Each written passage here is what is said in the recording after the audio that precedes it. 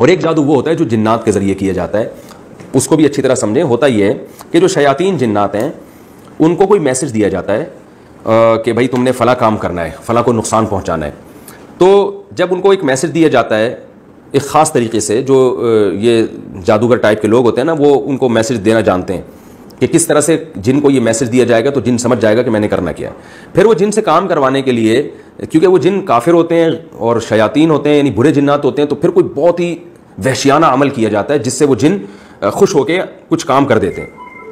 وحشیانہ عمل کیا؟ جیسے معاذ اللہ زندہ چوزے کو زمین میں دفن کر دیا، یا یہ کہ بچوں کی مردہ ہڈیاں قبرستان سے نکال کے ان پہ کچھ عمل کرنا شروع کر دیا کہ بچہ معصوم ہوتا ہے اس کی مردے کی ہڈیاں نکالنا، یا کوئی ایسا گندا عمل، خون اور یہ سب چیزوں میں پینا. یہ جادوگر اکثر سڑے ہوئے ہوتے ہیں، گندے ہوتے ہیں، غلاظت کا استعمال کر رہے ہوتے ہیں اور خود بھی نہاتے نہیں ہیں کئی مہینے. تو ان چیزوں سے جنات خوش ہوتے ہیں. تو وہ جنات جب خوش ہوتے ہیں تو پھر جنات کو کوئی میسج دیا جاتا ہے.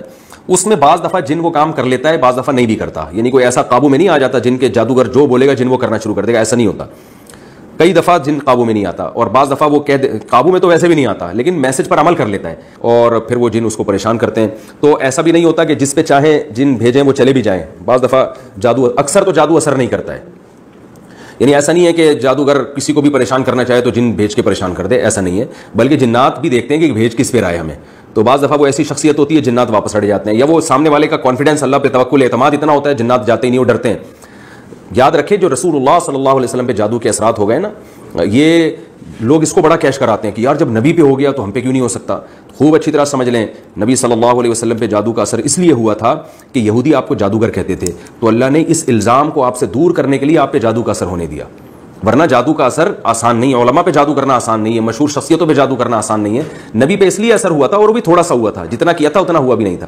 اس لیے ہو گیا تھا تاکہ نبی صلی اللہ علیہ وسلم کو جادوگر کا طعنہ کم از کم ختم ہو جائے. ورنہ اگر جادو نہیں ہوتا نا تو لوگ کہتے ہیں یہ جادوگر ہیں، انہوں نے جادو کا توڑ کر لیا ہے. تو اللہ نے ہونے دیا کہ دیکھو یقین کر لو کہ یہ جادوگر نہیں ہے، ورنہ ان پہ تو اثر ہوتا ہی نہیں، کیونکہ جادوگر تو خود توڑ کر لیتا ہے اس کا. ورنہ جادو کرنا اتنا آسان نہیں ہے. جو لوگ کہتے ہیں نا اتنا آسان ہے، میں کہتا ہوں حضرت ابوبکر پہ کیوں نہیں ہوا جادو، حضرت عمر پہ کیوں نہیں ہوا. یہودیوں کی دشمنی تو صرف نبی صلی اللہ علیہ وسلم سے تھوڑی تھی، حضرت عمر سے تو بڑی دشمنی تھی، وہ تو پوری خلافت قائم کی. انہوں نے حضرت علی پہ کیوں نہیں ہو گیا، حضرت عثمان پہ کیوں نہیں ہو گیا. اور آج کیوں نہیں ہو جاتا؟ آج جے you I P T I کا پھڈا چل رہا ہے، تو وہ جے یو آئی والے دو چار جادوگر عمران خان پہ، جنات عمران خان پہ کیوں نہیں چھوڑ دیتے؟ پی ٹی آئی والے دو چار جادوگر مولانا فضل الرحمان پہ کیوں نہیں چھوڑ دیتے؟ کچھ بھی نہیں ہوتا. تو اتنا زیادہ جادوگروں سے ڈرانا کریں. قرآن مجید کے صاف الفاظ ہیں کہ وَأَنَّهُ كَانَ رِجَالٌ مِّنَ الْإِنسِ يَعُوذُونَ بِرِجَالٍ مِّنَ الْجِنِّ فَزَادُوهُمْ رَهَقًا. کہ جنات، سورہ جن میں یہ آیت ہے کہ جنات نے کہا کہ بہت سے انسان ہم سے ڈرتے تھے جس سے ہماری سرکشی بڑھ گئی.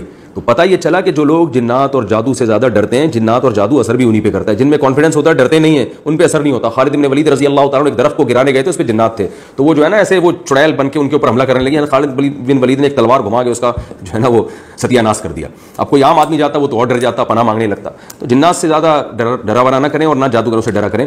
آپ دیکھ لو یہ جو جادوگر بیٹھے ہوئے ہوتے ہیں، خون پی رہے ہیں اور گوبر شوبر رکھا ہوا ہے، وہ پتہ نہیں گن میں، اور وہ فلیتے پلیتے جلا رہے ہیں. لوگ ان سے بڑے عقیدت مند ہوتے ہیں. جب پولیس چھاپا مارتی ہے کیسے بھاگتے ہیں یہ؟ کیونکہ پولیس جب جاتی ہے نا کانفیڈنس کے ساتھ، وہ ڈرتی نہیں ہے. تو اس وقت ان کے جنات کہاں چلے جاتے ہیں. تو اس لیے ان جادوگروں سے بالکل نہ ڈریں.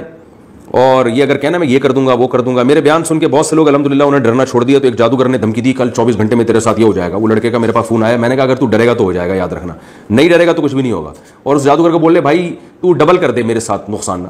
تو یہی ہوا، 24 گھنٹے گزر گئے، کچھ بھی نہیں ہوا. تو یہ جادوگر لوگوں کو زیادہ فری نہ کرایا کریں.